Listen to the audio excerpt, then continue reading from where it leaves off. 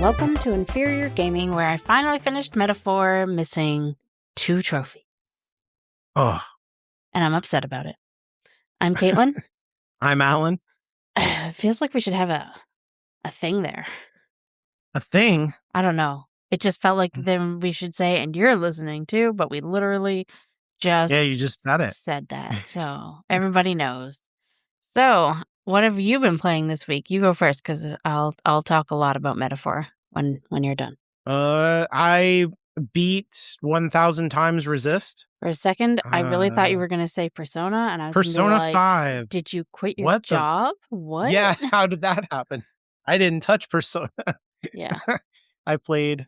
I really wanted to finish that game. Like, I didn't want it hanging over my head anymore. I wanted to know what was going on. Yep. So yeah, I went through all of 1,000 times Resist or 1,000x Resist. I think I've only heard 1,000 times. Yeah, it makes sense. It's just basically like a dense science fiction novel that the characters are less important than the ideas in the story, I would say. Not that there's not like a lot of emotion between the characters, but I don't think anybody, well, I don't know. I'm sure there's a fandom around it, but I doubt people would be coming out of it and being like, oh my God, I'm such a fan of Blue, or I'm such a fan of BB, or I'm such a fan of Principal. Right.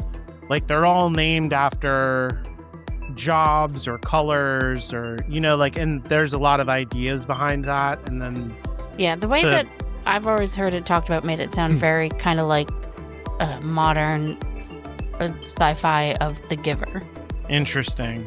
I don't know. Yeah. If it is I could see that. Like that. I could see that. That's the impression I've gotten when people talk about it. Yeah.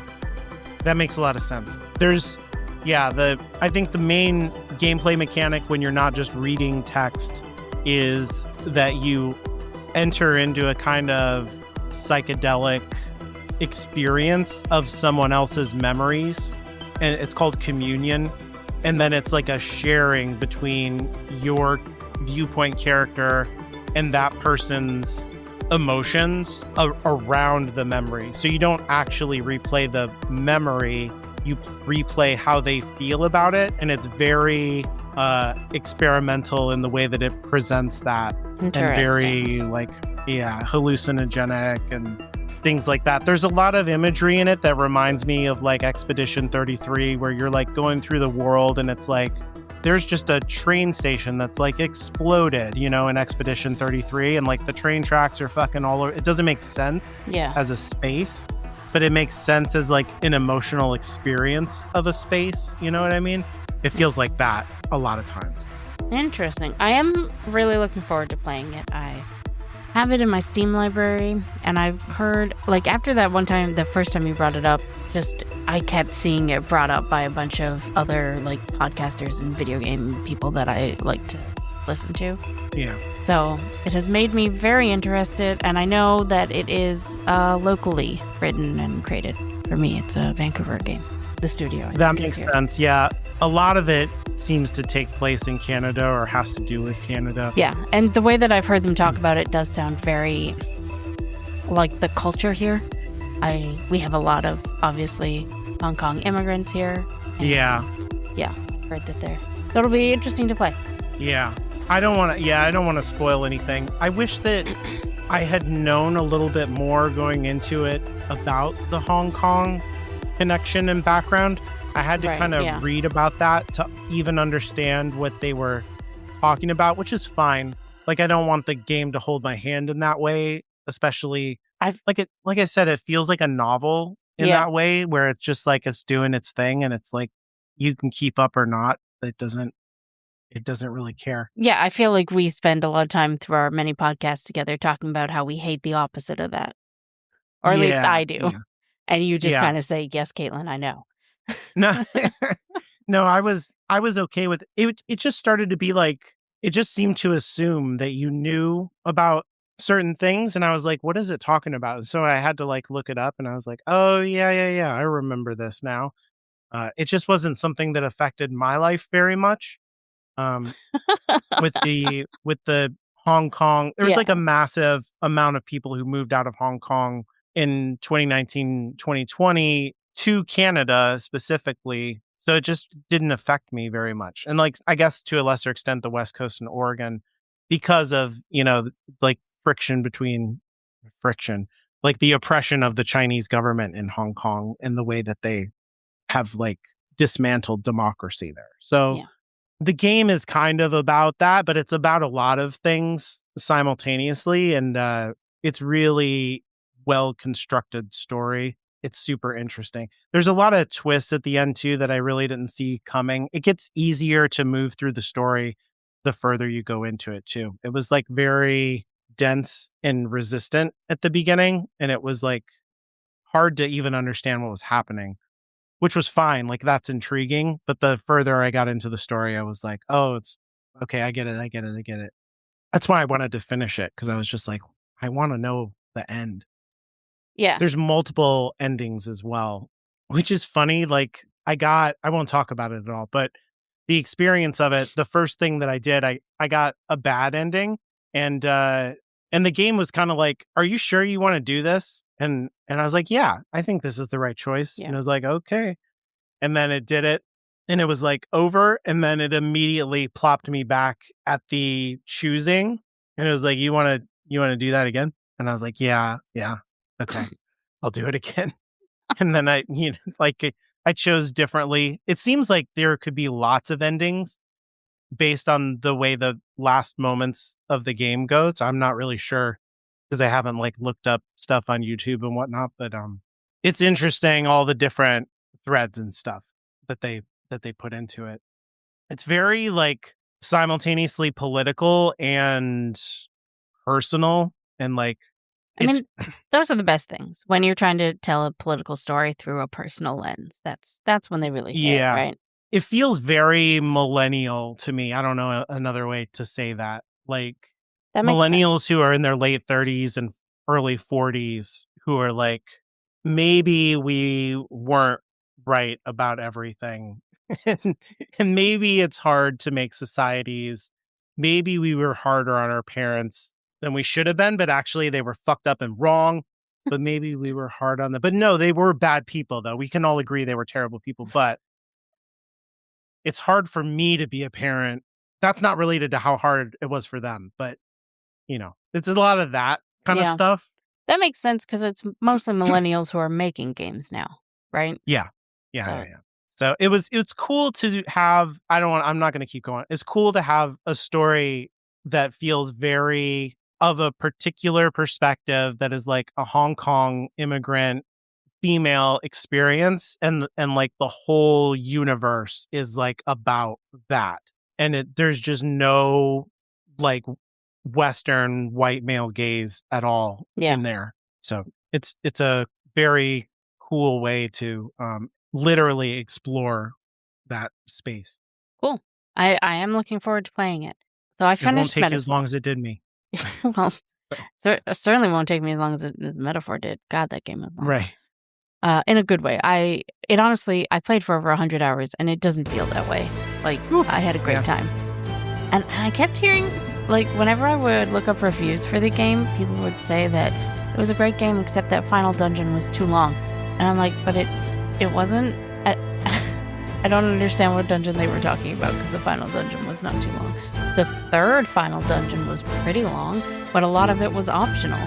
So I don't understand. Anyway, it doesn't matter. I was just confused. Anyways, I finished the game. I really liked the ending, and I feel like the way that I've talked about it, both like to you off recording and I think on recording, kind of makes it sound, I just want to make clear to anybody out there who's thinking about playing this game, that despite it having an election for who's going to be king, it has absolutely nothing to say about imperialism.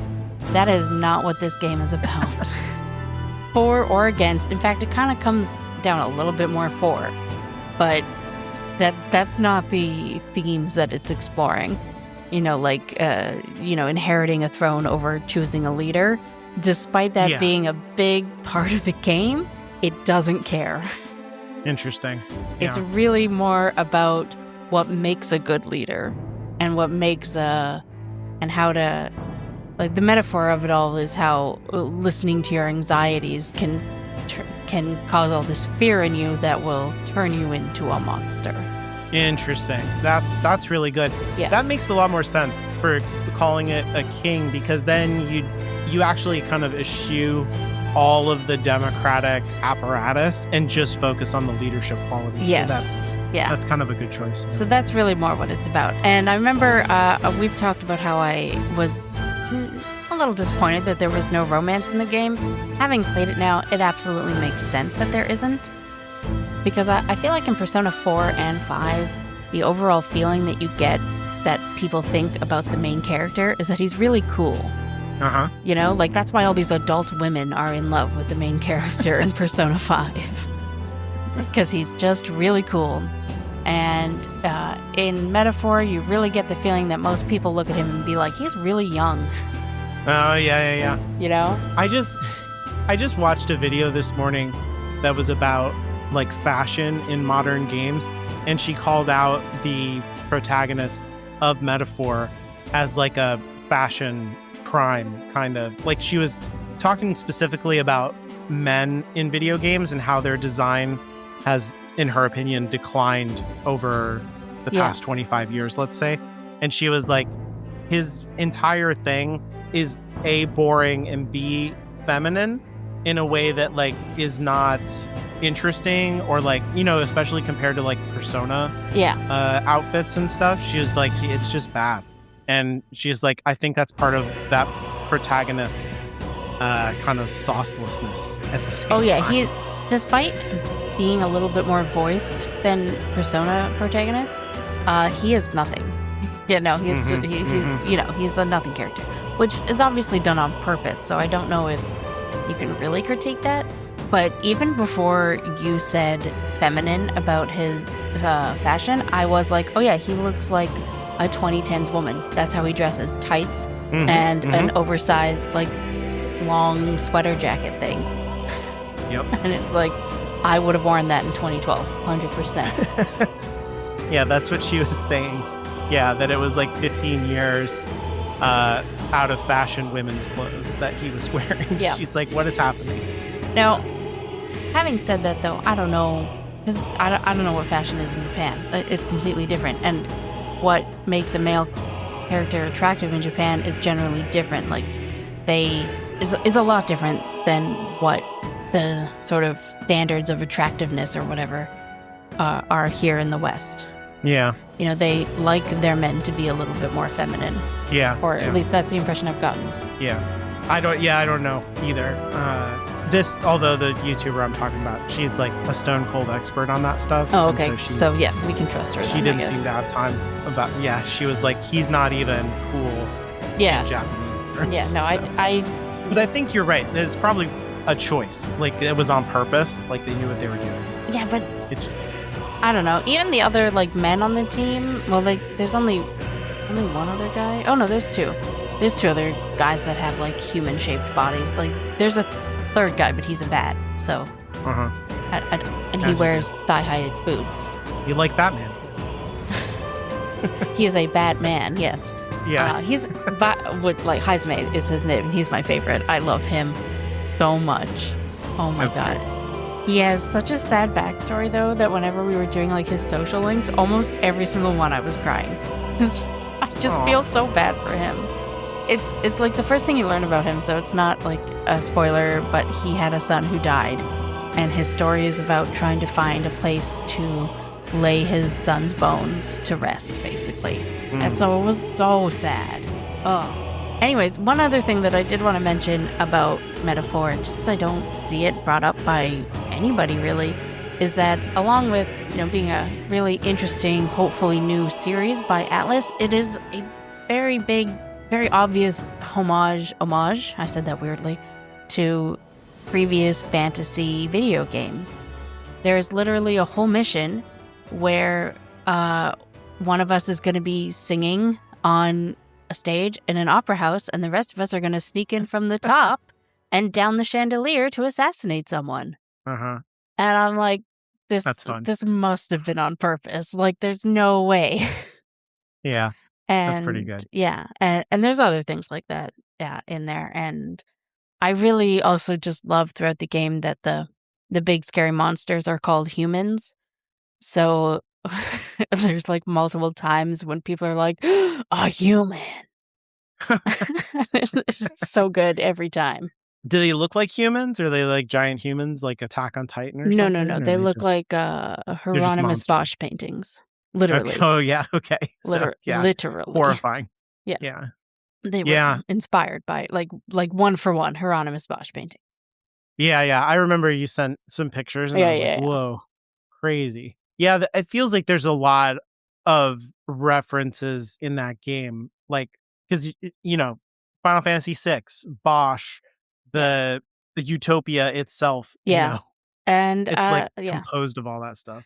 I did really like how everything came together for the ending. I do kind of wish it had a little bit more to say about imperialism, but I mean, I get the feeling that modern Japan people are kind of for imperialism.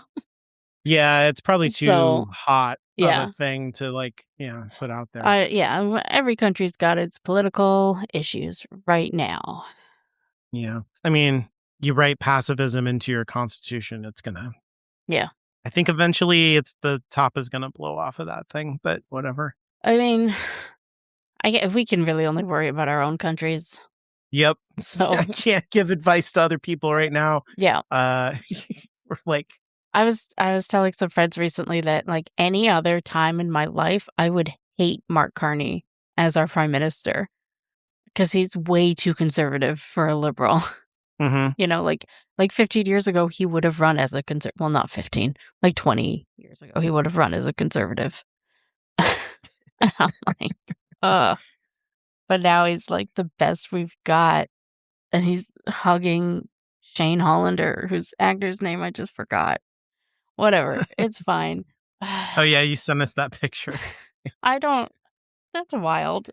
Anyways, it's February 1st that we're recording this, so things are real bad in America right now. Yeah, it sucks. If only we could filter our leaders by the philosophy of utopia and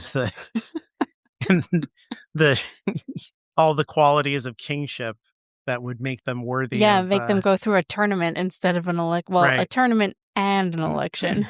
Yeah. Imagine if there was like a filtering process. Anyways, let's get today's actual sort of main topic here. So last season, you sprung on me that we were going to have an in-depth-ish talk about Final Fantasy VII, which I get the feeling, is that your favorite Final Fantasy? Absolutely not. Oh, no, okay. Not even close. Okay, weird pick then. What is your favorite? I don't know. Man. Yeah. Okay, I don't want to swing that on you. Sorry. I don't know. Sorry. Yeah, I would, but 7's like somewhere in the middle. I think it's just one that we both have in common and was like a little bit of a hot property. I mean, everybody has an opinion on 7. That's true. That's true. So I thought it would be fun for every season until we're done to pick a Final Fantasy to kind of chat about a bit. There's only like 30 or 40. Yeah, like we can really keep that going for a while. Yeah. So I chose Final Fantasy X for this episode, which is my favorite. Okay. Yes. It's up there for me. I guess it just depends. Yeah, like sometimes, like I played 9 last year, and it was so nostalgic, and sometimes it's hard to separate that from, is it actually my favorite? 9 was really good. But 10, I think 10 is my favorite. Yeah. 10 is my favorite. I just haven't played it in a while. That's why I'm hesitating. Anyways, so just to go through some basics, Final Fantasy X came out in 2001. So it was just after I moved across the country. Was 2001 9/11? Yeah, I think so. Yeah, I think so. So in North America, it would have come out like a couple months after 9/11, which is weird to think about, but like just that's where the consciousness was when it came out. Yeah, that's interesting now that you say that, because I really think of this game as being in a certain moment in video games that were influenced by 9/11, but clearly it could not have been, because it was like it was prescient about what was going to happen in 9/11, because it's so much about being captured by the ideology of religion. Yeah, and that was like a huge theme in video games after 9/11. Yep, and just in general, like the sin attacking cities is very But obviously, like, this was made by a Japanese company, Squaresoft. It was Squaresoft then. And we've talked before about how it is also very reminiscent of tsunamis and earthquakes and that sort of thing.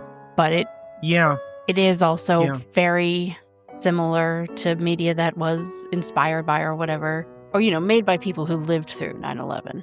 Yeah, it also feels like a little bit of a meditation on World War II. And because Japan went out and rolled up a whole bunch of islands itself, in their military campaign to make the Japanese co-prosperity Asian sphere, or whatever they called it, imperialism.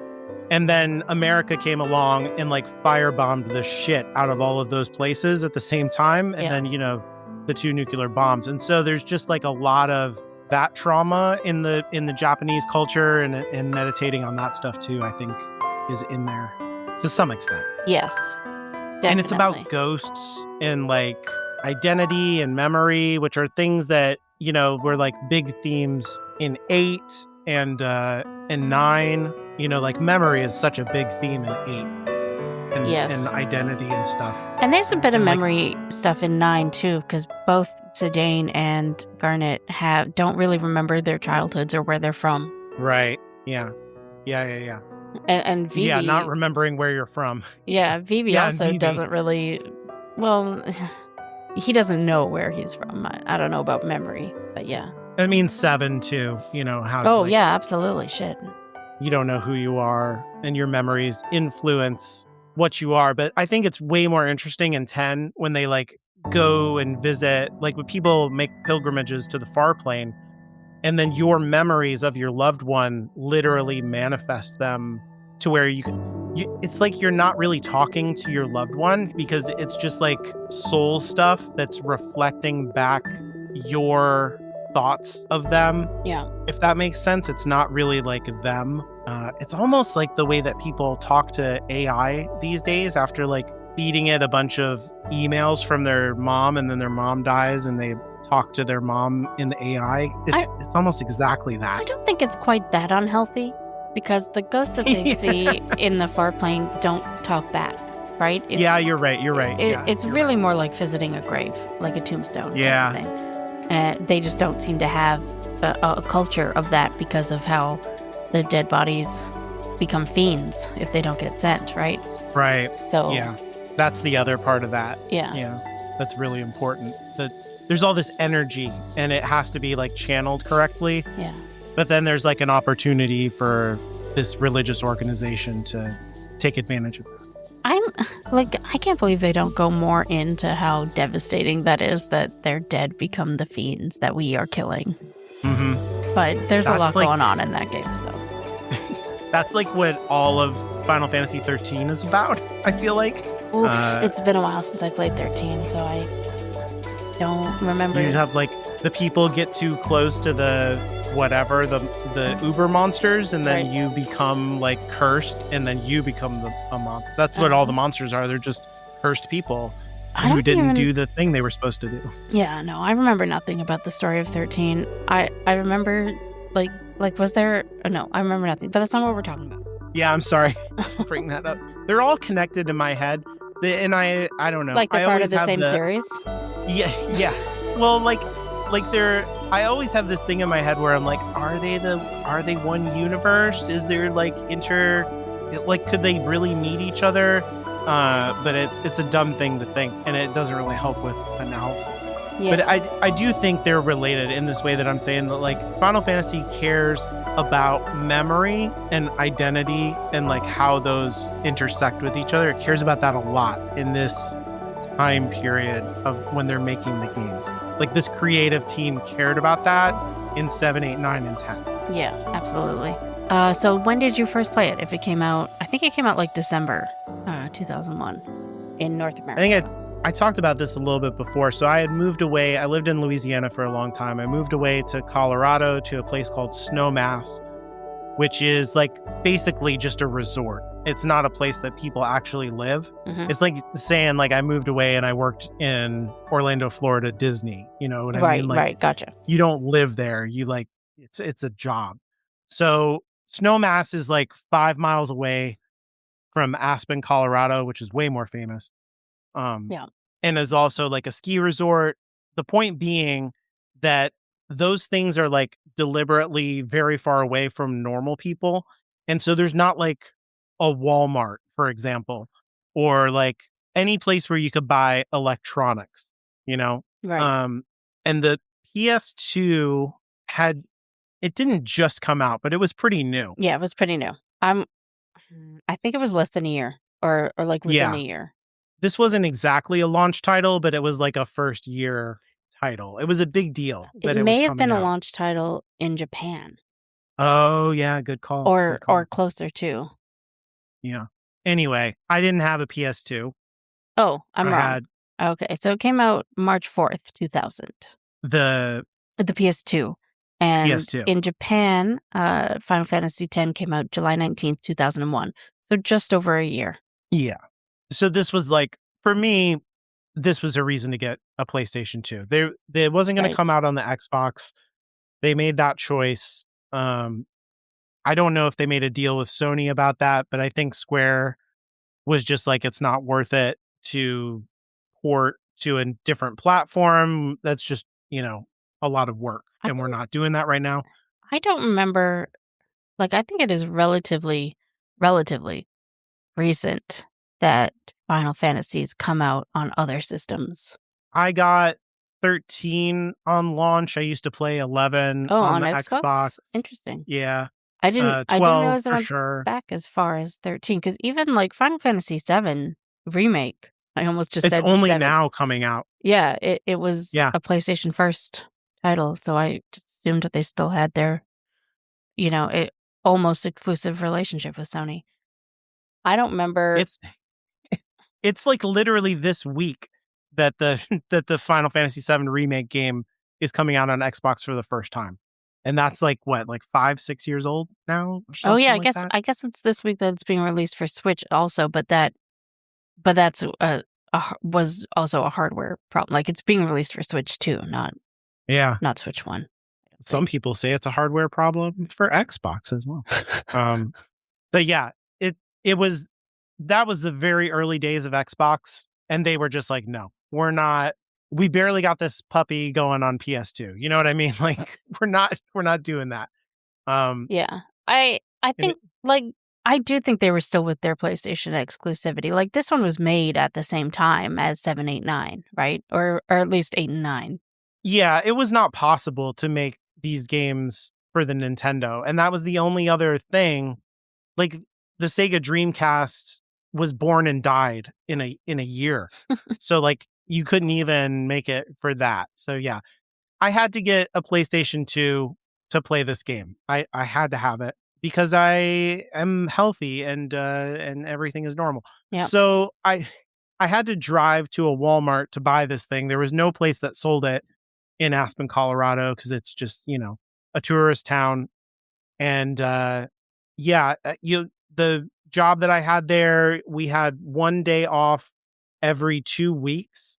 And so like you didn't have weekends off or whatever. It was like you worked for 13 days in a row and then you got one day off. And a lot of those days were doubles because it was just like you were just trying to pile up money working in a ski resort. Hmm. So the one day that I had off, it was a pretty serious blizzard. And to get to the Walmart was a 30-minute drive in clear weather. I remember So I this story. drove, Yes. Yes. Okay. yeah, Do it. like Yep. 2 hours to get there and got there. And I had an Xbox and it had a hard drive in it. And I was like, does this thing have a hard drive? And I'm just asking Walmart dude. He's like, sure. I was like, great. Because I remember with PlayStation, I had to have these little cards to save anything. And you guys sell these little cards. Do I need that? He's like, do you want the little card? And I'm like, well, not if I don't need it. And he's like, sure, dude, whatever. And so I didn't buy it. And I went all the way back with my Final Fantasy game. And then when I got home, I realized I needed it. So I just never turned off the PlayStation while I played this game for the first time Yeah. and worked 13 days in a row, double shifts, and came home and like played for a little bit and then left it running.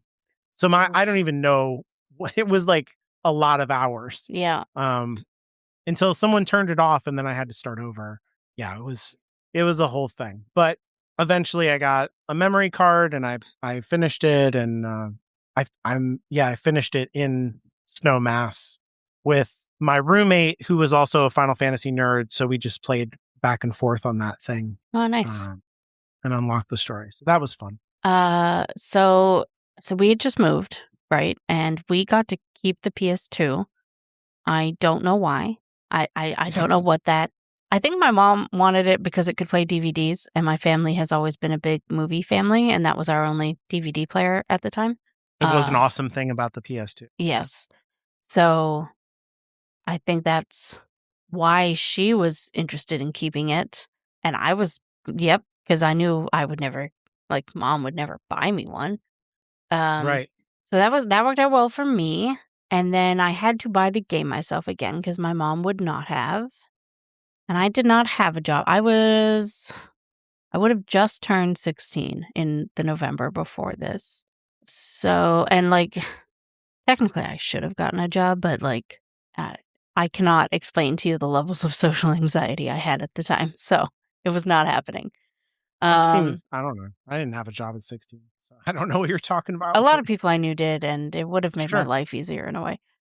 So what I ended up doing at the time, like trade-ins were still something that you could do, not just with games, but with like movies and stuff. And we had a good movie trade-in place, not the same place that I would buy video games, but like across the street from it. So I just like sold a bunch of our movies. Like, as I said, we were a big movie family. We had a lot. These were like DVDs and VHS. VHS was still, we had both. And I raised the money that way. And then I bought myself the game. And then this would have literally been like the week before Christmas break. So then that's what I did, Christmas break. I played Final Fantasy X. Oh, yeah. And then I don't think I got it until probably around this time of year, like January, February of 2002. Oh, no, I definitely played it over Christmas break. Or probably I used some of, I probably bought it at the beginning of Christmas break and then played it. And I remember replaying it basically the rest of the school year in my free time. What I did was play Final Fantasy X. So you'd blazed through it over the break? Like 100%. You were able to, wow. Did you have a guide or you just figured it out? Yes, I bought the guide also. Yeah, me too. Because by that time, they were pretty clear about like guides are important, even though the Final Fantasy IX guide was like garbage. Kind of bullshit. I mostly bought the guide because it was so pretty. Honestly, it was really so good. Pretty. And I just like flash back to this conversation. So the game came out on December 18th, which is my sister's birthday. So I think she got it right that day, because I remember her calling me probably on Christmas and we were talking about it, and she had already started and I hadn't yet. So I probably got it just after Christmas. But still, while I was on break, I'm pretty sure. But break might have started the Friday before Christmas, And I remember her saying, yes, there are good puzzles in the, like, talking about the temple puzzles. Good? Are they good? They're hard. Well, if you've only done the that first island that you're on, Besaid. Oh, sure, yeah. That one's pretty fine. It's not, it's not crazy. Some of them are okay, but some of them are like, this is bullshit. Yeah, Bavel is a bitch. Bavel is, no.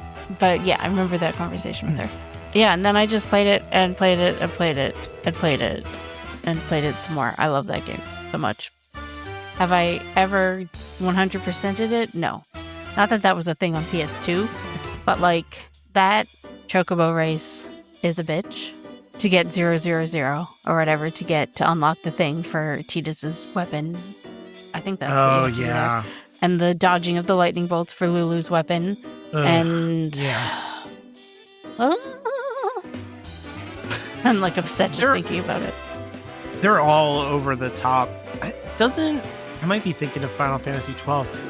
I thought that Final Fantasy 10 somewhere like had a trophy room or something that you could. It didn't have achievements or trophies necessarily, but I thought it had something in it that was kind of told you that you had done it all. I mean, 10-2 has the story 12. percentage. Yeah. That was later though. Yeah, so that's my story about how I did it. Yeah, those were the days when you trade stuff to get other stuff. And whenever I look back on that stuff, I regret all of it. I should never have traded the things that I did. Yeah, that's probably when I got rid of Xenogears, honestly. Yep. But anyways, okay, so that's our stories of how we got there. We've both played the sequel, Final Fantasy X too. Do you have a preferred ending to the sequel? I mean, I really like Tidus coming back and like it's like they almost crashed the ship into him. Yeah. She's so excited and she like runs down the ramp and jumps off and crashes into him in a hug, and it's really good. It is. I really like good. that for her. Yeah. I like the idea that she doesn't need him anymore, but she gets to have him. I like that for her. I like that ending. It's nice. If somebody had posed this question to me when I first played 10-2, I would have said like, yes, the happy ending. Obviously, we want them reunited. I spent so many days crying. Yes, I want them to be happy. But and that is still my preferred ending.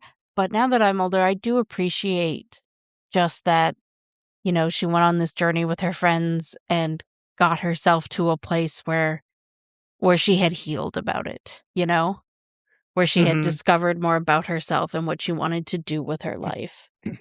Yeah, that's what I mean. They arc her out of. Yeah. I'm sad and romantically lonely, blah, blah, blah. Like she gets out of that whole thing. And then after she's out of it, then she like, extra frosting on the cake. Yeah. You get the guy back. That's nice. I also like in that ending, I mean, it's just a normal ending. There's the guy version of them, the idiots. I can't remember. Like Nuge is one. I can't remember. The other the three guys that Payne used to adventure around with or whatever. They give like a whole speech that I really like. That's like about this like we were captured by ideology and we were wrong and blah blah blah. Because a lot of that game is like figuring out like you saved the world. You never get to see this in fantasy usually. Yeah. Like you save the world, you topple the empire, and then it's like, okay, but now what? Like that's the hard part. Is like building something better, and they take a stab at it and they really fuck it up, and they're like, we did it wrong, and we're sorry, and we're gonna try to do it better. And I really like that the game lands on that note, but at the same time that Yuna is like, the world is not my sole responsibility. Yes. Like those guys are doing that, and she like flies away and then gets, Tropical Island boyfriend. And I really, really like that for her. Yes, absolutely. So. I love, because through the whole game, people are always like, who do you like? Like which leader what are you going to side with? Right. And the three leaders are like, yes, please choose one of us. Well, the two leaders mostly, and then, so at the end for Yuna to be like, I am not fucking involved. I'm out. Yeah, it's really good. Please leave me alone. It's really great. I think I did enough. Yeah. Okay. I don't want to talk too much about 10-2 though, because it can have its own thing. I just wanted to really talk about the ending, because in a way that is the ending of Final Fantasy X also. Do you think it ruins the ending of Final Fantasy X? For him to come back. For the whole game? For Tidus to come back. But he does at the end of Final Fantasy X. Yeah. Yeah, absolutely. I think that was kind of how you look at it. I do think that was always their intention. Because otherwise, why would they have put that scene at the end of the credits? Yeah. I think that whole thing is also, there's like a like father, like son kind of thing, but it's inverted. So like, because Jecht comes out of the water as this gigantic sin monster, Yes. who wreaks havoc and destroys things. And then Tidus comes out of the water at the end as a person and is like, and there's a promise of like restoration to Yuna and like reward for her. I mean, out of context of Final Fantasy X too, just Yeah. like if you don't know that exists, there's something there Which of we like, didn't, obviously. yeah, Like, I cannot express, if you've played them recently back to back, there had never been a direct sequel to a Final Fantasy game before. Oh yeah, that was controversial too. So before it was announced, that was it. That was the story. That was what we were getting. Right. So I like the Crazy. symmetry of that, I guess, is what I'm saying. That like, yeah. He like disappears and it's extremely sad. And I think, it kind of undercuts that whole thing. But at the same time, it also feels like, they talk about how Spira is like a spiral. Yeah. And it almost changed it into a circle for me, if that makes sense. It restored something for Tidus to come back. So I kind of like that. I also think that 10-2, not to talk about it again, sorry, earned it. Like, oh yeah, 100%. Like, it didn't feel cheap. It didn't feel like they were just chucking a happy ending at us, especially since you can choose not to do it. I honestly think if you don't have a guide, how would you know to whistle at the end? Everything about that game is so hard without a guide. You just have to play it over and over and over to figure it out. Because nothing is telling you to, other than you had to whistle previously to get out of there, except that you're getting out easily. So wow. And also, other parts of the game punish you for like interrupting, or like when that guy is telling a story. If you make that stop, then like you get punished for that story percentage, and so it like teaches you to do the opposite of what you're supposed to do at the end. Yeah, crazy. It's just arcadey bullshit. It's to trick you or make you get the guide or whatever. I've seen like streamers get to the end and just not know that they can have a happy ending, and it's wild. It's wild. You did everything except for one thing you would never know to do. Yeah. Yeah. I have also. Have you ever? Oh God, now we're just talking about 10-2. But have you ever lost the fight with, I think his name is Shujin, and let the world be destroyed? Oh yeah, that's pretty cool. That's actually a lot of fun. I like that. I like that they don't just give you a game over screen. They're like, hey, it's a lot of fun. They do that in the latest Final Fantasy VII remake thing too. I think I told you about this, where you're doing the last battle against Sephiroth and he kills you, and the music changes and it like zooms in on his face and he smirks at you, like he looks out of the camera at you and smirks. Oh, nice. And I'm like, fuck you, dude. Like, it's so infuriating. Like, that fight was so hard. Anyway, trauma. Final Fantasy trauma. So in preparation for this episode, I replayed the opening of 10. I was wanting to get to Yuna, but no, because you get stuck with the Elbed for a while there. And it's so interesting to me that they, this was the first like 3D environments, and then they gave you a locked camera, so you can't fully appreciate the 3D environments. That's funny. Maybe it may really. Maybe it meant that they could take some shortcuts in the environment. That's true. I never thought about that. It seems like such an odd choice. I really like it. I think they did it really well. Yeah. Especially when you play Kingdom Hearts. The camera's so bad. It's like, give me the Final Fantasy X camera. I really like. I never thought about that, but I bet you're 100% right about that. That they just made it where it's like cheaper because they're controlling how you view it. Yeah, like I'm sure some things just aren't fully rendered at the back, or like I'm pretty sure, not to compare everything to Animal Crossing, but in Animal Crossing it's 3D, but like the trees are pretty much 2D because you can't swing the camera around to the back of them, so they're just flat on the back. Interesting. And once you have that, smart. You wouldn't even notice it, except once it's pointed out to you, you can kind of notice it. It's smart. Yeah. So I'm sure there's stuff like that. old cowboy movies where the town is just like the facade of a saloon or whatever. Like there's nothing, Yeah. there's no building there. Yeah. I think there's also, I don't know how much, I don't want to get in the weeds too much, but there was Hironobu Sakaguchi, the creator of Final Fantasy, was the primary director on all the projects up until Final Fantasy X. And he had that's not totally true. Yeah, I don't That's think he not was the director on 8. Yeah, because that's significant to what I'm saying. So, like, I just undermine myself. Anyway, yeah, he didn't do 8. So up to 7, he didn't do 8, and then he came back and did 9, and then that was it, because he got fired for making the Final Fantasy movie. Yeah. Well, he got demoted. Yeah. And then probably just left. And then left, yeah. To start another company. But anyway, he had a whole design philosophy around having, his whole thing was that the game should feel like a diorama that the characters move through. And you can see in Final Fantasy VIII that is not the aesthetic that was happening there. Yeah. Because they're like, especially if you compare it to 7, they're like very chunky, big characters in 7 who are moving through pretty realistic for the time backgrounds that are like pre-rendered, and they don't fit in at all with their background. The characters don't.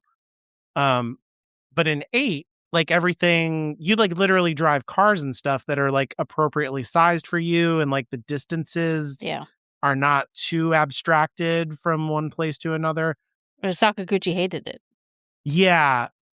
He hated how that looked.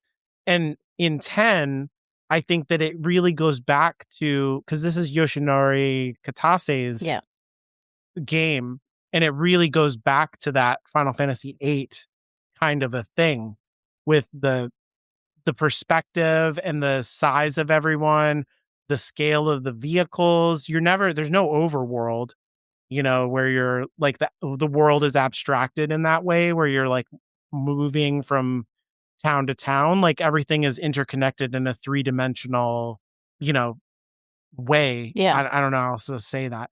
You go from island to island with the airship eventually, but you're not flying around like a miniaturized version of the world. You're just choosing cities or destinations from a list. You're not steering the ship. Right. Yeah. So everything is like, it's not diorama, in other words. Like, it's very like an inhabited world to scale with your characters.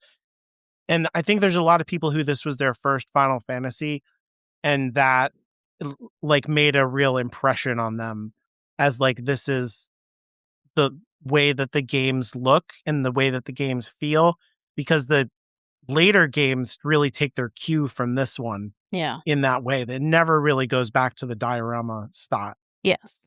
I don't know. I mean, I guess 7 must have sold better than 10, right? I have no idea. Yeah. I don't know either, but just based on how many related games 7 has gotten versus the one 10 has gotten, I have to assume that 7 sold better. And 10 got a lot of criticism when it came out. From who? It was the first one to have a voice cast, and at least in the West. Oh yeah. There's a lot of criticism around the dub of, especially Tidus's performance. Okay, so I was watching some videos about the development of 10, and they talked about this. And they pointed out that the actor who does Tidus, whose name I've forgotten, a lot of his other voice work was stand-in for Michael J. Fox, and now I cannot unhear that Tidus sounds like Michael J. Fox. And oof. Or like Milo from Poof. What's that movie? I know what you're talking about. Milo and Otis? No. The one that really rips off Castle in the Sky. His name is James Arnold Taylor. Yeah. The actor. Anyways, so I can't unhear it now. Yeah, it's true. He does the voice of Obi-Wan Kenobi in the Clone Wars. And I hear that in his voice a lot. But Tidus is like a very different character. Yeah. But so they were saying how the way that the Japanese, or the way that Squaresoft coded the game or whatever, is that the English dub had to fit the timing of the Japanese dialogue perfectly or the game would crash. Interesting. So they couldn't, they couldn't make it last longer. They couldn't mess with anything. So that really famous one where Tidus is having this like emotional moment, and then at the end they speed up the dialogue about, I don't remember it now, but when he's like, I was thinking about this and this about Yuna, and then at the end. Oh yeah, That is because they just had to speed it up because he had to have it fit that exact timing, or the game would crash. Huh. So their hands were kind of tied with a lot of it.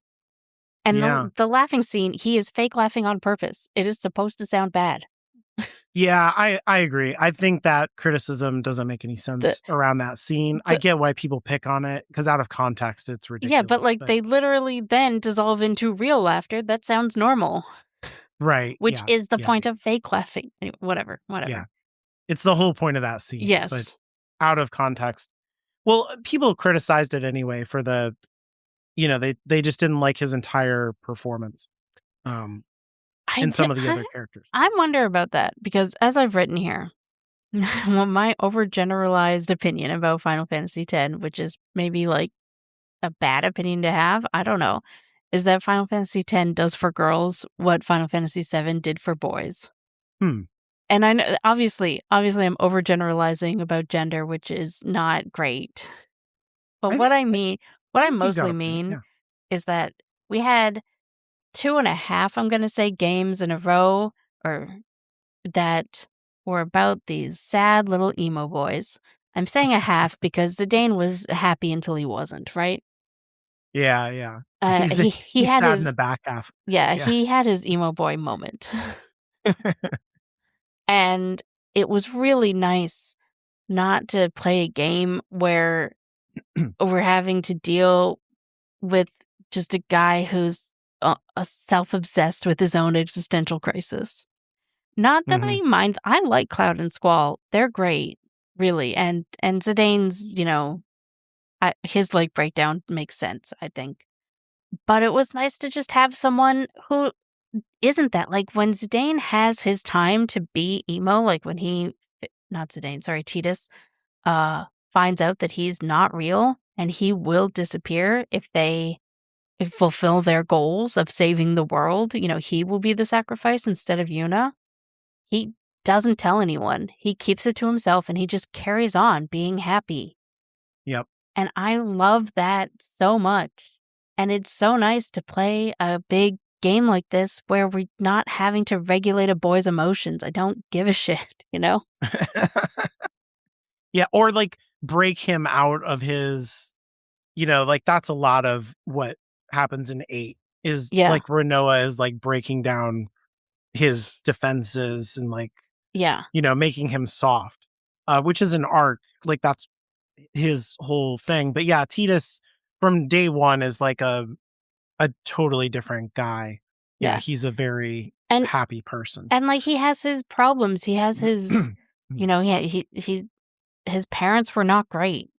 Both of them, but ultimately he mostly deals with it himself. He talks about it with Yuna and Waka some, I think, but mostly Yuna. But he's able to figure it all out himself. He doesn't need a woman to help him. Yuna's just also there with her own problems and they help each other. You know what I mean? And I like that so much better than Squall is fixed because of Renoa. Yep. He falls in love with Yuna because of who she is and not what she does for him. Yeah, really. And vice versa. Because of the goodbye sphere that Yuna records, that she fell in love with him very early on and long before, and mostly because of his upbeat attitude while everyone else was really sad about walking her to her death. Yep. And I really appreciate that. And I think a lot of other girls playing video games probably did too. And that point of view is girls, especially back in the early 2000s and 90s, our female point of view on what they liked in video games was mostly ignored. Yeah. It's easily the best romance in Final Fantasy, I think, like by a mile, because it doesn't have all those problematic, like it's not trying to do the two things at once of like arcing the character, especially the male character, like you're saying. Yeah. It is, and I think for Yuna, from her perspective, to have this guy who doesn't understand the context of the journey and like everything that they're doing, I can't remember the actual name for it. The pilgrimage. Yeah, the whole, like he just thinks it's a pilgrimage. Like we're just going to Xanarkand. Cool. He doesn't understand what's happening. Yeah. That, and like that means that he just meets her as she is, and she knows that. So it's not like he doesn't feel sorry for her, or he's like protecting his own heart, but I can't fall in love with her. She's gonna die. Like what kind of relationship would this be? Like He's just in very other open. Yeah, and so she knows it's for real, I guess is what I'm saying. Like, Yeah.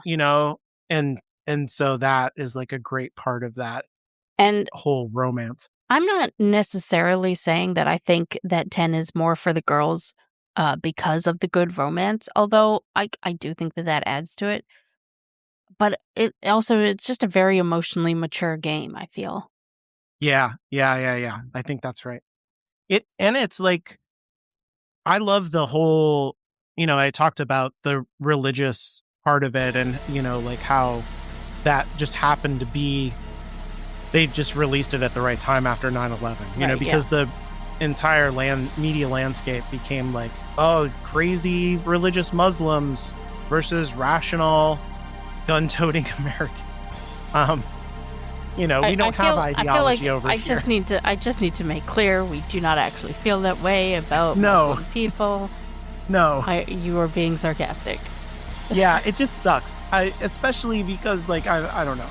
Like, I think that formed a lot of my identity and my approach to religion. I became a real advocate for religion after 9/11 in a way that I don't think I would have, because it just, like, suddenly it became, if you were a leftist, you had to be an atheist, and you had to, like, not only hate Christianity, but have a disdain for Islam.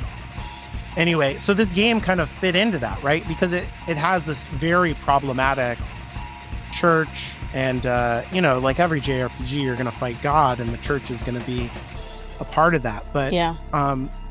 To have Yuna herself mixed up in that in the way that she is like way more complicated than any other Final Fantasy before it in that way.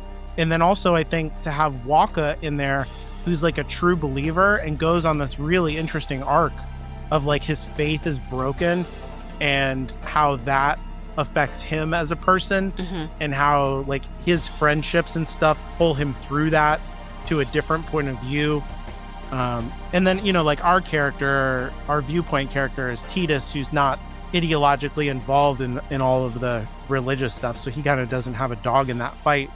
So we're just kind of watching all of this stuff happen to the other characters. But I think it's really thoughtful in its portrayal of like, here's all the harm that religion can do, but losing your faith is also really hard, and finding another way to do it and be authentic to yourself is nearly like impossibly difficult. I agree. I do wish they had written Waka.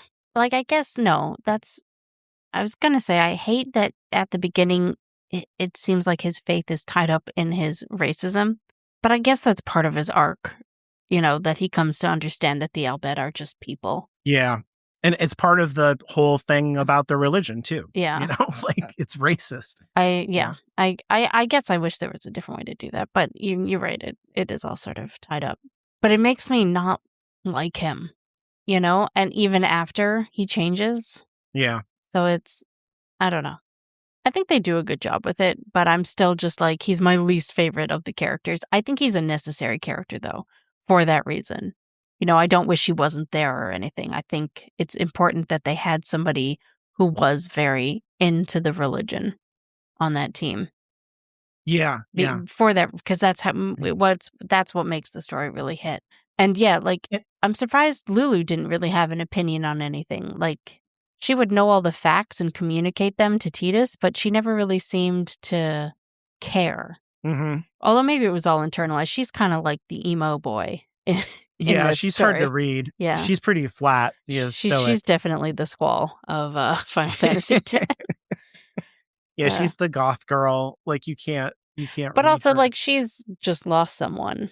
Yeah. And she's also like close friends, I feel like, with Yuna in a way that she wouldn't confide in those guys. no, yeah, she and Yuna, I'm sure, have their moments.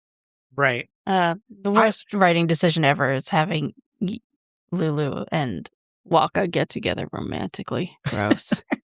She used to be with his brother. Ugh. It's weird.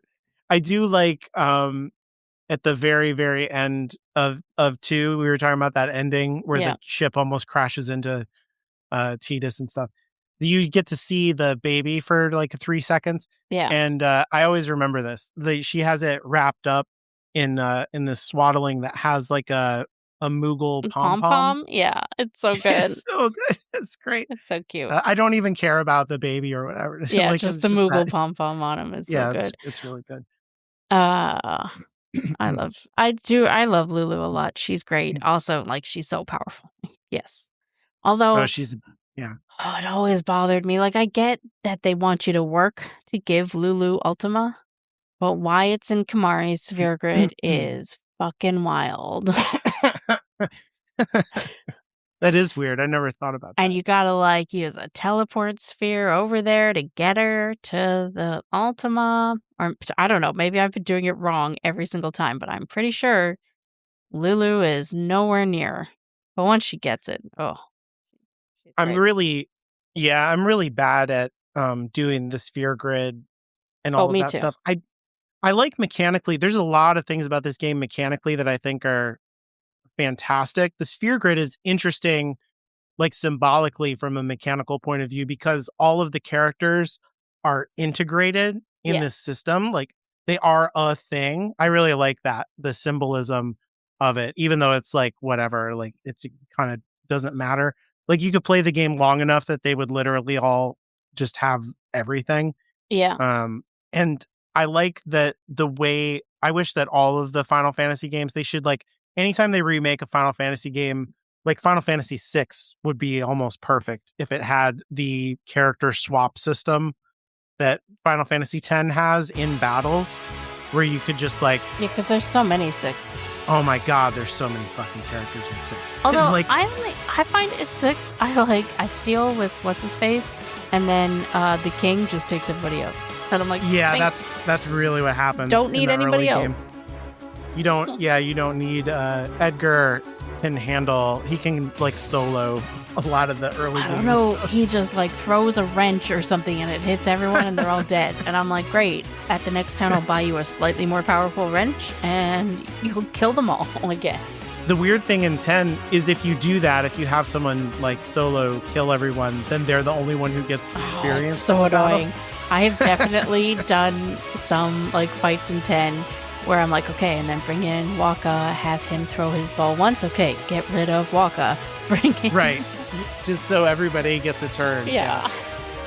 It's a little annoying, but I really, really like the swapping. Just the swapping just feels like they're all there in a way that they just don't in other Final Fantasies. Yes, so. Absolutely. It would have I think solved it's mechanically my Aerith problem in 7.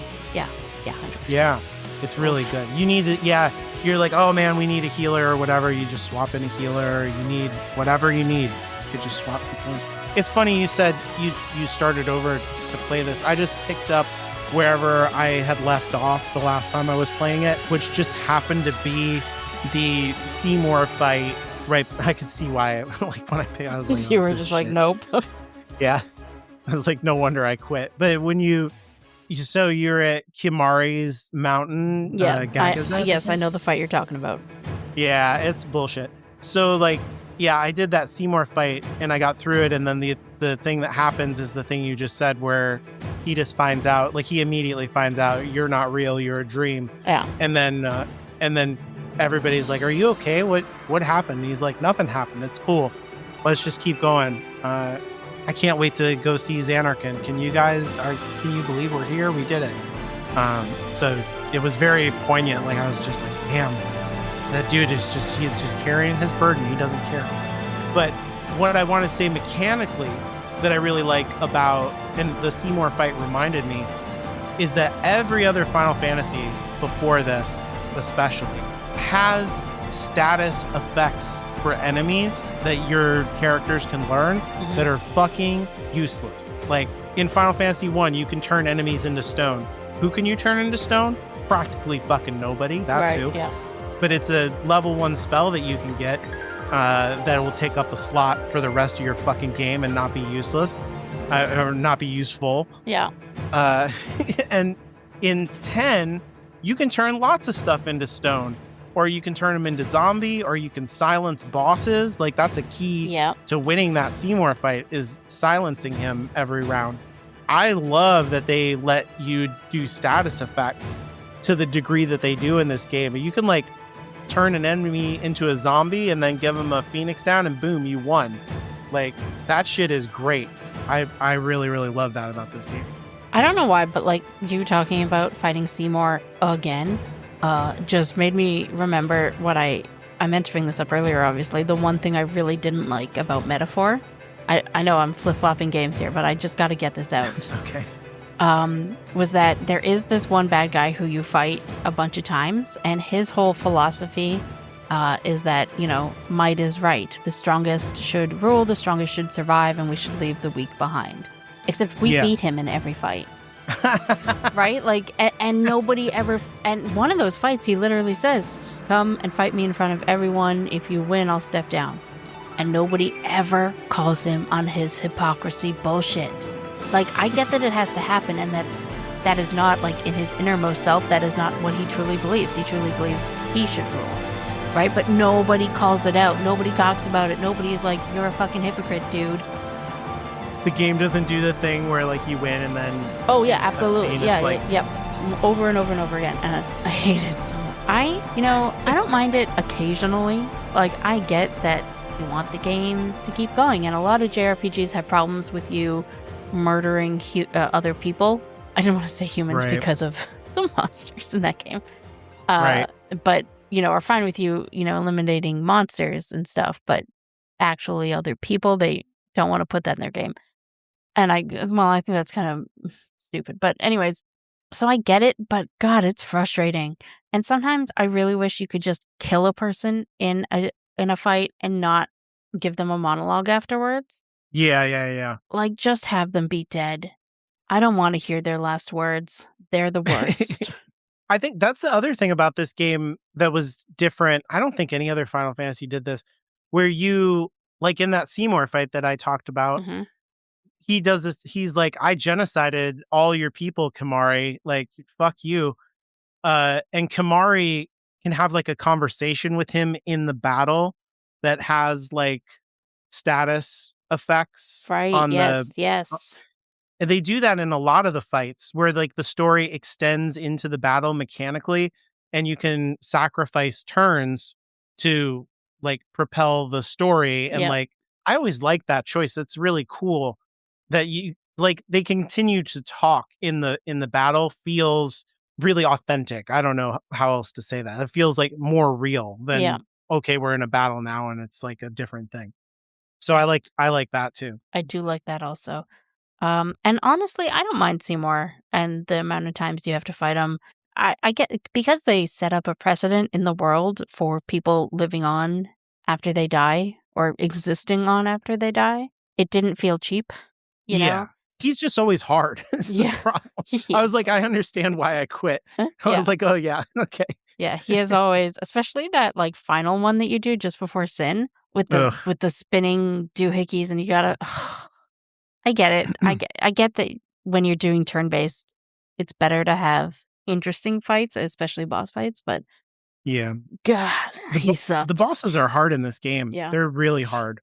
One other thing I wanted to talk about before, I don't know, that I didn't put in the notes here, but just something I noticed a lot when doing a bit of research for this. This game inspired so much of Expedition 33. Oh yeah? Like, I don't know if that's true or like a conscious decision Sandfall made, but like So in one of the early versions of this game, leveling up was going to be done through tattoos that that you could do on like a grid in the menu, and then characters would have tattoos on themselves, and that's how they would have Oh, different yeah. abilities and stuff. And I like, heard of this, yeah. yeah. And that's why some of them have very prominent tattoos, like Jecht and Seymour. Jecht, yeah. Yeah. Right? Because that's just Right. like a holdover from that. And like, I guess that's why Seymour always has the deep V also, because he's showing off his powerful tattoo. Right? Like, why else would he be? Anyways, he's a priest, isn't he? Anyways. I think so, yeah. But Lune has all those tattoos on her, and she's the one that does magic, right? Oh, right. And when you think about it, the people of Lumiere are the people of Xanarkand, of Titus's Xanarkand. Yeah. Right? And 100%. it is very kind of like somebody wanted to tell that story. Yeah. And I find that very interesting.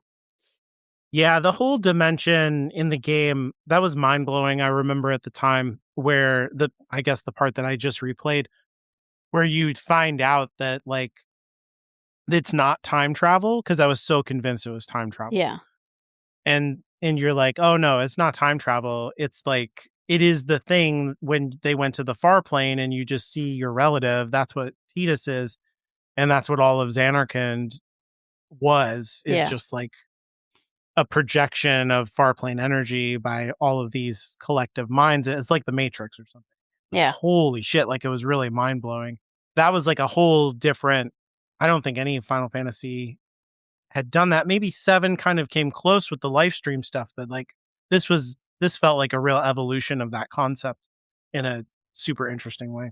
Yes. It's a great twist, I Yeah, guess, is what I'm I really liked how, because 8 felt very derivative of 7 in ways, and although Mhm. it does its own thing, but it really felt like it was trying to recapture some of that grittiness and that sort of Oh, thing yeah, that yeah. 7 had, Yeah. right? And then 9 was very much like, remember those games we used to make? Right. Remember Here's 1 to everything we learned. 6? Yeah. Stop buying 7. My games were better, says Sakaguchi. um, uh, Yeah. They and always say that.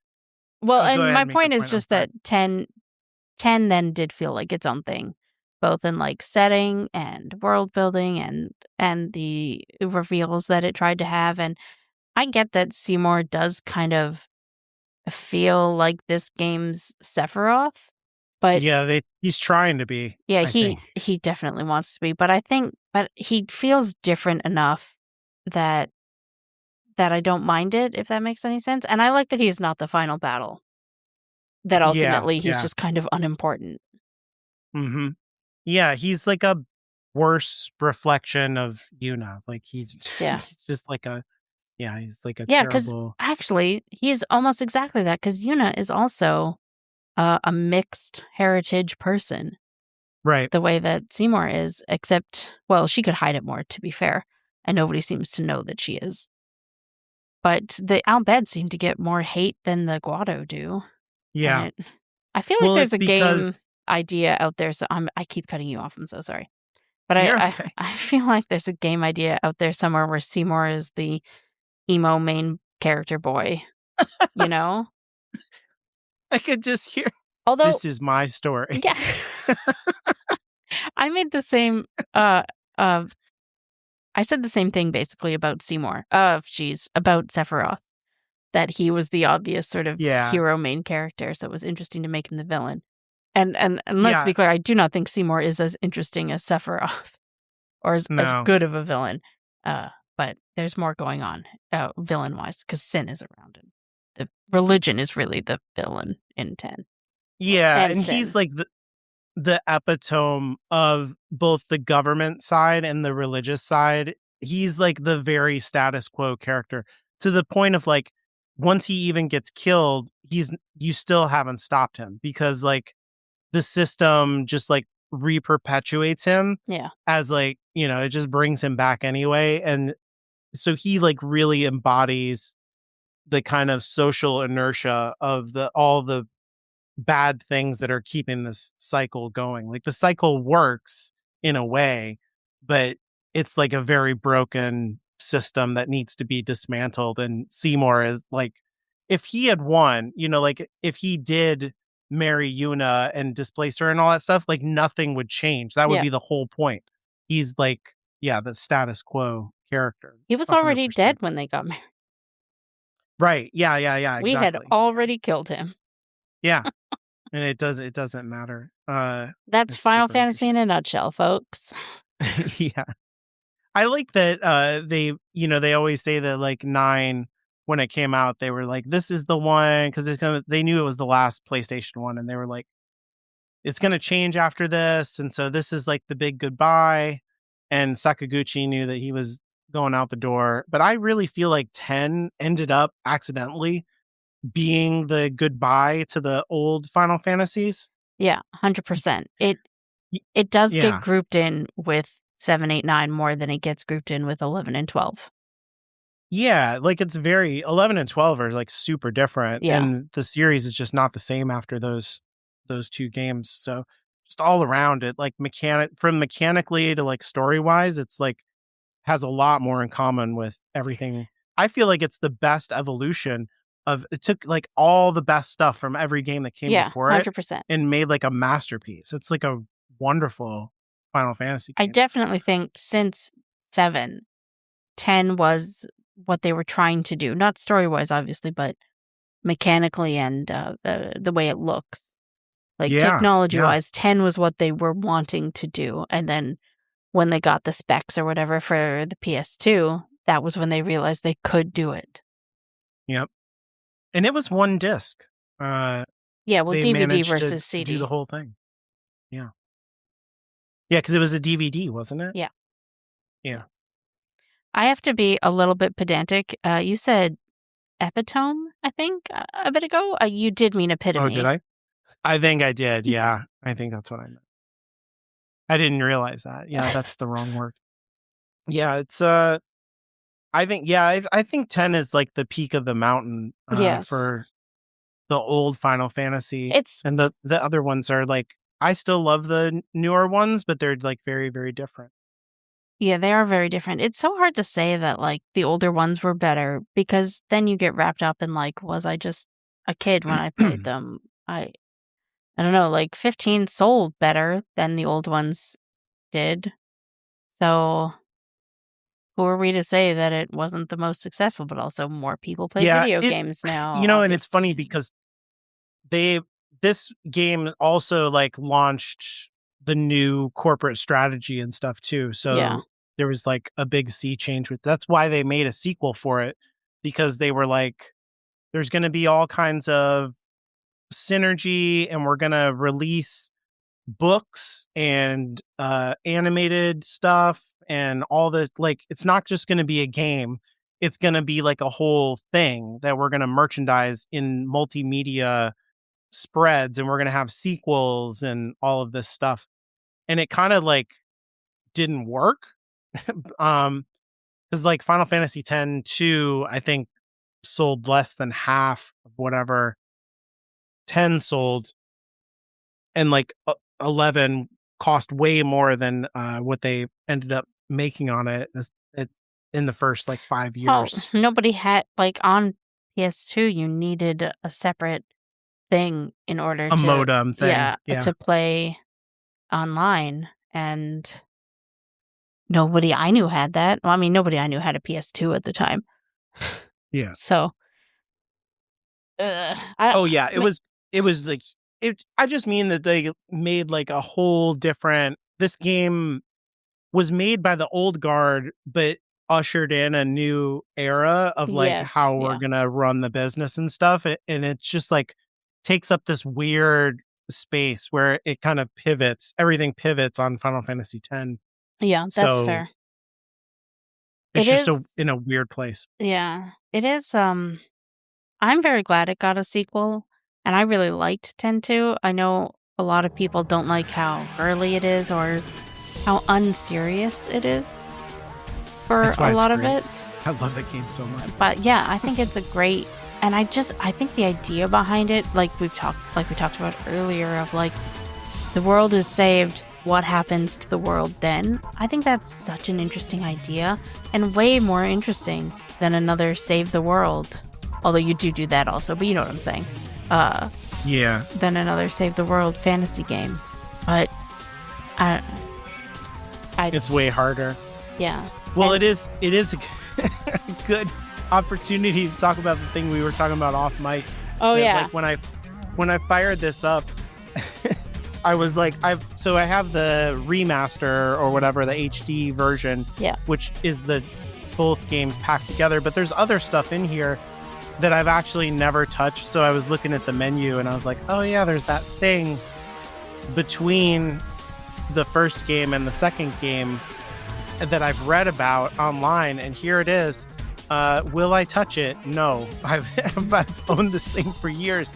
I've never watched this. Like, it's like 10 minutes or something. Yeah. This is crazy to me because like I said, Final Fantasy X was my favorite Final Fantasy. Of those four, like that those are what I had played at the time.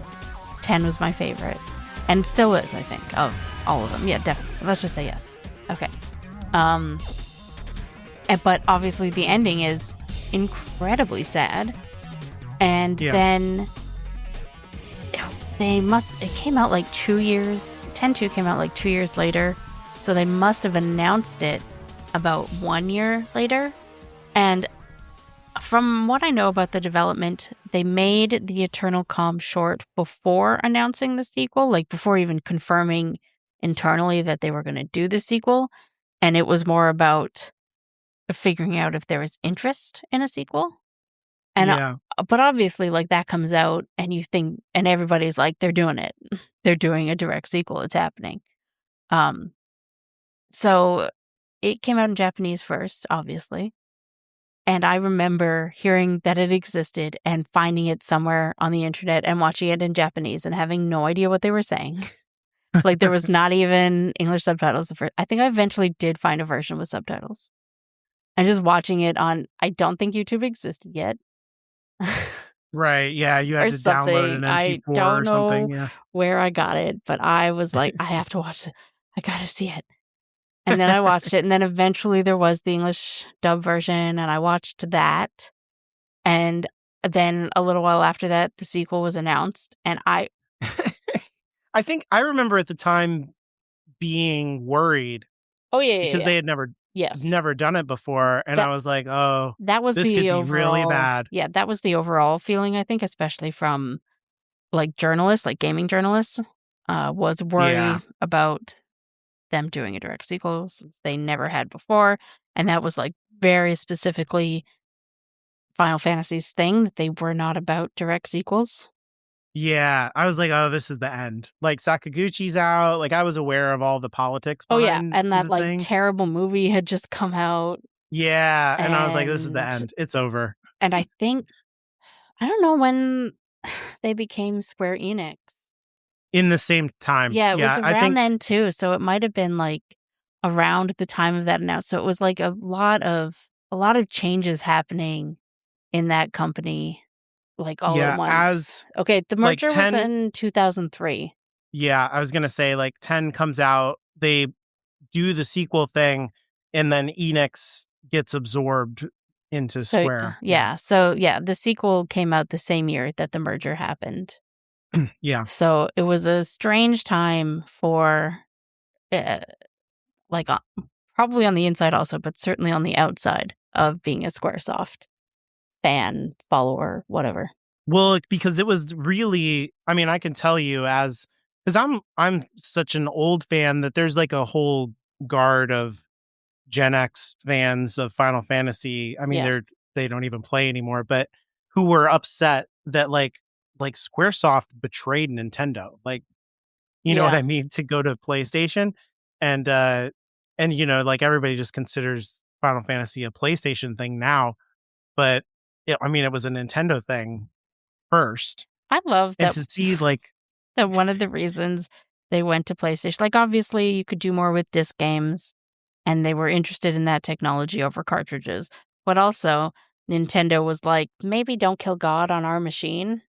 Yeah. Like Sakaguchi was like, I'm just trying to be more popular than Enix, yeah. and y'all are like tying my hands. Please Yeah, stop. like we really want to kill God many times in our games. Could you please let us? We're a JRPG that doesn't kill God? Yeah. But it was very much like Coke and Pepsi became one company, and it was baffling to me because like Enix was the enemy. You know what I mean? Like Oh they were, yeah. Yeah, like it was the fucking other guys, and then we like, are you kidding me? It yeah. was like the Red Sox and the Yankees becoming the same team or so. Like, Yes. what is happening? Yeah. Enix, especially in Japan, and Dragon Quest were always the more popular games in By a Japan. mile. Yeah, they So sold way much more. better, and like the Final Fantasy games, the ones that were released in North America didn't sell that well before 7. So Yeah. that wasn't even like Dragon Quest, to be fair, didn't get into the North American market until long after the merger. So Well, that's I what mean, there was a Dragon Quest on the NES. It was just okay, like not but yeah, popular at but it all. didn't do anything. It didn't do numbers, right? No, It no, wasn't no, no. until Final Fantasy outsold it a lot in North yeah. America and Europe. So Yeah. it's interesting that they both wanted something from each other. Like, teach us how to North America, please. And Yeah, yeah. teach us how to be popular in Japan. Not that they weren't popular in Japan, especially by the time of the merger, but it's just interesting that it happened. Although it almost didn't, because Square lost so much money on the movie. Yeah. And Enix They was like, maybe we don't like you anymore. Well, yeah, I mean the merger is complicated, but it was the right financial decision. I think that's the thing. Like if Sakaguchi had stayed in charge, I think the company would have collapsed. And so like their Yeah. CEO made really smart financial decisions, but I think that the game development decisions, like so to go back to this thing that we were saying, like they make the decision to make a sequel to 10 because basically the CEO is like, look, this was hard to make in terms of like we made all of these 3D assets and we're just never going to use them again. Are you kidding me? Like it was so expensive to develop this stuff Hmm. and now it exists. All we got to do is just like make another game, like just do it, just use these assets in something else again and it becomes a lot more profitable, which is like smart financially, but I don't think it's creatively what the fans are looking for necessarily. And then he's like also make, I think there's like books in Japan that are like from Yuna's perspective. There's the short that you're talking about, like we can There's the release that audio online, drama, the audio but drama. let's Yeah, not there's talk all about this the stuff. audio drama. But there's all this stuff because that was like the multimedia approach. Yeah. And it was like, we're going to make like a whole oeuvre. Like you can be a super fan of Final Fantasy X. You will have shirts and, you know, stuffed animals and all kinds of shit. We're going to be like Star Wars, you know what I mean? Like, and have like a whole thing and we'll make money off of all that other stuff and that will support us making a game. And we'll do that for every game. And it just wasn't, it ended up not being a great strategy. Like when you look at, Well, it worked for Final Fantasy VII. yeah, over the course of like 20 years, I guess, like Yeah. slowly rolling out. But the approach of like doing this for 13, I think like almost broke the company. Oh, yeah, You yeah, know, yeah, yeah. See, I think doing sequels and like a multimedia thing for 10 makes sense because 10 was a hit. Everybody, like, yeah, there were criticisms, but it was popular. yeah. 13, I don't remember ever hearing any good thing. Not there. Yeah, 13. Yeah, I don't remember hearing good things about 13 from people. And 12 even took a while. Like, people have good things to say about 12 now, but when it first came out, people were just kind of silent about it. It just existed. Oh, no, I remember a lot of negative Oh, okay, stuff maybe. I around just it. remember hearing Yeah. nothing, which is When almost it, kind of worse. yeah. Well, this was always the plan though. Like it wasn't like 10 hit and then he was like, make a sequel. This was the plan. And then the plan was each successive thing will do this. Like we're going to have these big tent poles and we're going to make like a big thing around each of them. And we're really like, what I'm saying is we're really putting our eggs in these baskets. You know what I mean? Yeah. And so they better fucking work. And they just didn't always hit. And it also underestimated the amount of time that these things take Yeah. to develop and to launch. And yeah, when it doesn't go right, like in 12, it really doesn't work out. Well, but Because there's like, again, the Evil East world, like that has a bunch of other stuff. Like that 12 was kind of like the sequel or prequel or whatever, you know? oh Because yeah, to there's tactics and like Vagrant Story, I think is in Evil East. Vagrant Stories and Evil East. Yeah, so because it's they all the same director. It's like his Yeah. baby. So that seems to have worked. But again, in a completely different way. It like yeah. It does sort of feel Not like money wise, unfortunately. I guess. That was the thing that he was like, this is going to make us more money than ever. And it didn't. It just created swamp after swamp, you know, where they got stuck. Yeah. And then CEO after CEO. And they just all kind of had the same idea of like, we're going to. Yeah. It does sort of seem like one of those catch-22s because, like, I feel like Sakaguchi in particular is more of an artist who's chosen video games as his medium. And so running a company is probably not his strong suit. But also a CEO who doesn't know how to create video games, doesn't know the time, the technology, you know, and all that sort of stuff. They wouldn't be able to plan correctly, like you just explained. Yeah. So that was the problem. Yeah, it kind of feels like there isn't a great person to be a CEO of a video game company. Yeah, not in this case. Or at least not anyway. a big AAA company.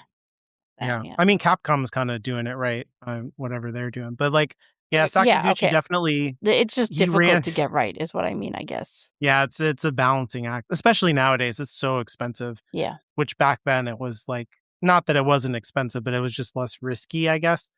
But I think because Sakaguchi was good about having 2 or 3 different, you know, people who are like, okay, yeah, go make Xenogears, yeah, go make Parasite Eve or whatever, and we're gonna make Final Fantasy over here, and we'll all like we'll stagger the release dates, and you know we'll all make a little bit of money, and that'll flow into one pot, and then new projects will come out of that, and they were like, no, one big pot for one thing. For these games better work because there's no other money. And then the way that they were like, we'll make more money by buying more companies. Like we bought Enix, we'll buy, and then it just went on and on. Well, I think they merged with Enix. I don't think they bought. Yeah, you're right. Because that was after they lost almost all their money. Anyway, it's not about this game. No, but it's sort of in the same time frame and what Square was going through and stuff. Yeah, it was part of my experience of the game, of like really worrying that this was the last Final Fantasy. Yeah. And as you said, kind of in a way it was, because it was the last of that era. Of those. Yeah. But yeah, the remake or the HD remaster, I guess it's not a remake at all, has all that extra stuff built into it. And it's just funny to me that as much as I like this game and I love the sequel and I love this world and all that stuff, I've just never participated in any of that stuff. It's pretty, and it's right there. I paid for it. I think I've bought multiple versions of that. Remasters. So. I've bought the remaster on PS3, possibly PS4, Switch, and now I have it on Steam also. What is wrong with me? Yeah, it's crazy. But I've never looked at that. So, quick question: do you A, want, and B, think they will ever do 10-3? I don't think they'll ever do it. If they did, I would want it to be very different. It would be interesting to have a character who's like of the generation of Lulu and Waka's kid, like have that. Oh, yeah. So, be the character. Do you know anything about the audio drama? No, I don't. Okay, so in it, the main character... Well, I probably do. I just forgot. The main character claims to be the daughter of Oren. Okay. Nobody really believes her, but she's like, my mom wouldn't lie. And everyone's like, well, Oren would have told fucking somebody and he wouldn't have abandoned his kid. Yeah, it doesn't sound like Orin. Yeah. So that we don't ever really get an answer on that. But then some other stuff is going on, and then Yuna breaks up with Titus, and Sin is back. Oh, that I like that she breaks up with Titus, but the Sin being back is dumb. And it's just, and that's sort of where it ends, with them in this emotional, like, and possibly like Sin related turmoil. And it feels like it was written to lead into whatever idea they have for 10-3.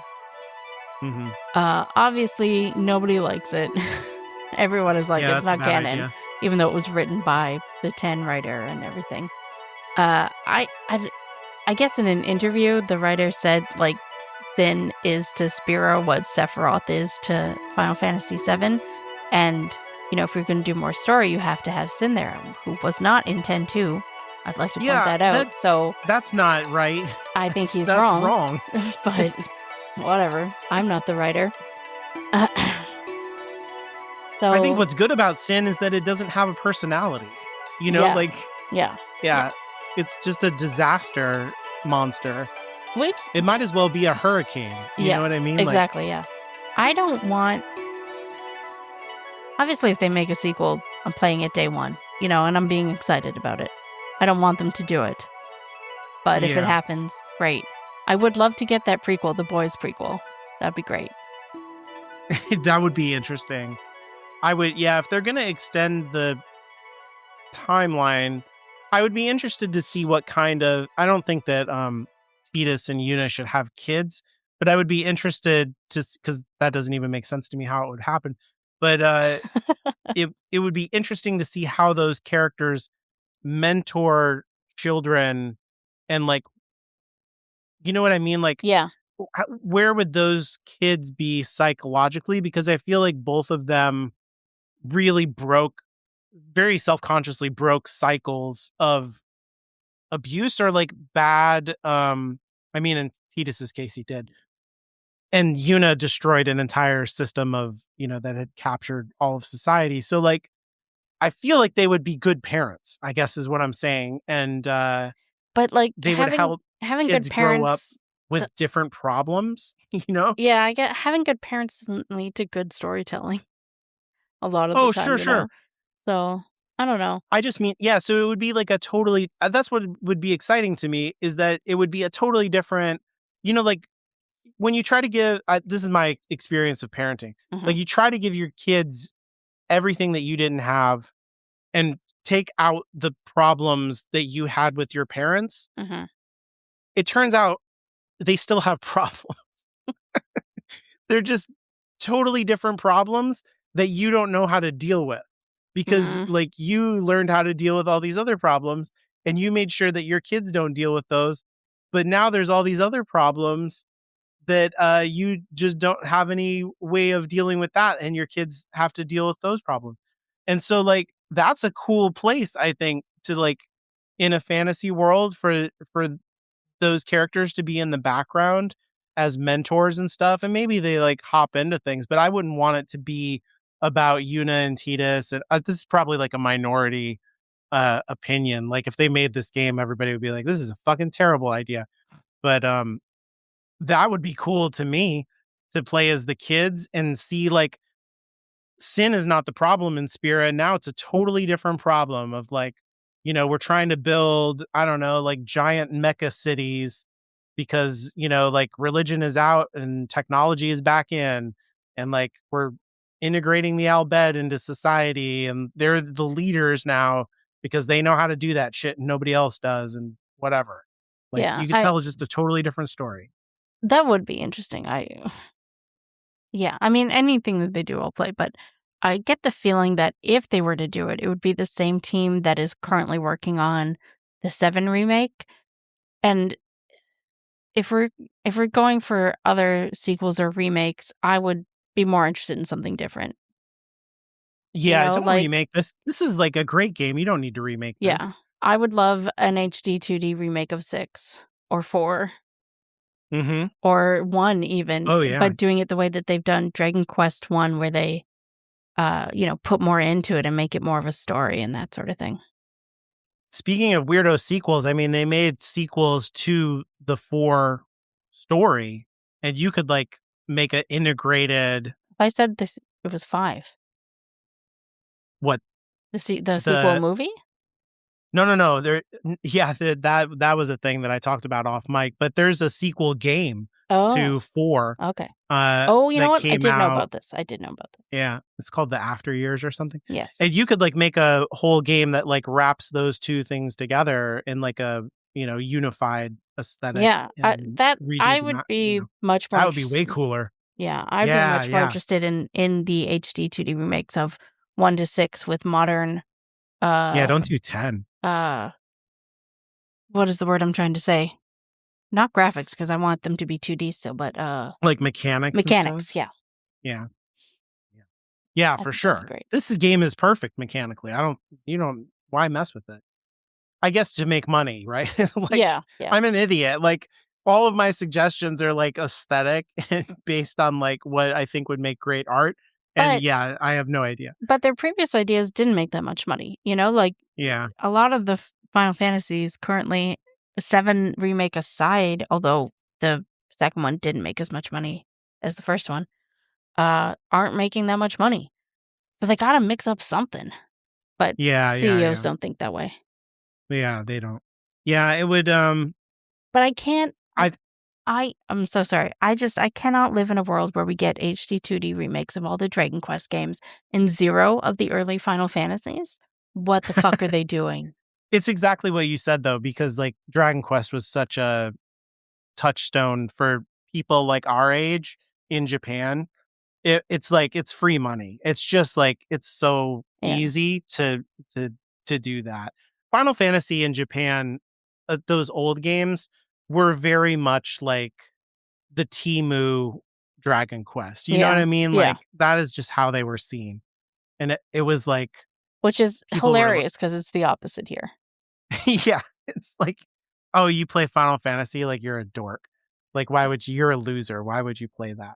People don't understand in the West. Like, when Dragon Quest games would come out, the government of Japan shut down schools because they knew that no one was going to come to school That's on the day insane. that a new Dragon Quest That's launched. Yeah. insane. And that was like normal. That wasn't even debated. It wasn't like parents weren't pissed off about it. They were like, yeah, of course. It makes sense that they would take a couple days off for the launch of a video game. That's how big those games were. It was insane. Video game culture in Japan is so interesting. It's really different. So like making those games makes a lot of sense to me because those people are all in their 30s and 40s and stuff. And like, here's a piece of nostalgia on your kids, gaming system. It's like, yeah, I'll give you $40 for that or whatever. 8,000 yen. I don't know what it is, but like it's just easy money. So I get that. Don't touch 10. Don't remake 10. Jesus. I certainly don't That want would to be remake. crazy. There'd be no point. Like Yeah, it. what they made is fine. I'm not even that into the HD. I think some things about it don't look that great, but I appreciate that it's all there and Yeah. extremely stable and Yeah, playable. that's what I like, that it's modern and you can buy it all in one go. All right. I think we did it. Yeah. We talked a Talked little for bit a long about time. politics and how we would run these companies so much better, which is not true at all. So easy. Yeah. So yeah, criticize. We'll just walk into a Japanese company as white people and be like, you have to do this. Yeah. Yeah, you said you've never finished 12 before, right? No. I think you got said really that. near the end. I think I had like 2 boss fights left and I just realized I didn't care. Wow, that's really something. Yeah, I loved the battle system. I just didn't give a single shit about any of the characters or the story. So I was like, yeah, okay. I got it. I'm That's good. funny. I remember playing that game and I was like, it reminded me of 10 because it was like, because 10 is like, hey, this is all about Tidus, which I guess is pretty much true. But Well, and yeah, partway through the game, I'm like, this was really more about Yuna than it is about Tidus. This is really her story. She's like the most important person in the world. And you play 12 and it's like this street rat kid, a thief. And then it's like, well, actually, it's about Princess Ash. Like, she's the most important person in the world, and everything is pivoting around her. That felt very similar to me, but yeah, I but guess the first kid who you are still playing as has no reason to be there. Oh no, he's terrible. Him and Penelo are like why are they useless there? characters. Nobody Yeah. even talks to them. Like, Yeah. Why? I agree. That's what I mean. That like really, she's the main character, and like they just sneak that in on you in a way that I felt like happens with Yuna in 10. Like it's very cool how all of a sudden you're like, actually, Yuna's the most important person. Yeah, but in 10 it made sense. In the world. In 10, you're still playing as somebody who's important to the story and important to the group. You know? Yeah. No, I agree. Van is a terrible protagonist. After, he's like, oh God, it's been so long, but he's like upset about his brother or something, right? No, that's a different character. Oh, that's a different character. That's funny. Cool. That's funny. Cool. Yeah, that's a character who's important to the princess. Like, he is really peripheral to there's no reason for him to be there. Wow. He's just really along for the ride. And Penelo just, like, is along the ride for him. Yeah. You know, like, she doesn't care about any of those people either. So, like, why... I wish that I don't mean to bring up 12. It's just the similarity. I was like, oh, yeah. No, I wish that story could have made me care about it, but it didn't. Anyways, outro. I never actually just said the word outro on recording before. Great transition. I'll cut that. If you have Final Fantasy X opinions, you can reach out to us on Blue Sky at Inferior Gaming. If you want to tell me about all my wrong thoughts, you can reach out to me personally on Blue Sky at Inferior Caitlin. They could agree with you. Like, you don't have to frame it so negative. I don't know. Negative comments are more interesting. I did say Final Fantasy X was for the girls, so. And I had some strong opinions about emo boys. That's why we both like it, because we're all girls on this podcast. Yeah. You can reach out to us via email with inferiorgamingpod@gmail.com. Or you can fill out the contact form at hollowedgroundmedia.com. And remember that Final Fantasy X is the best Final Fantasy. Don't play any of the other ones. Goodbye, everyone.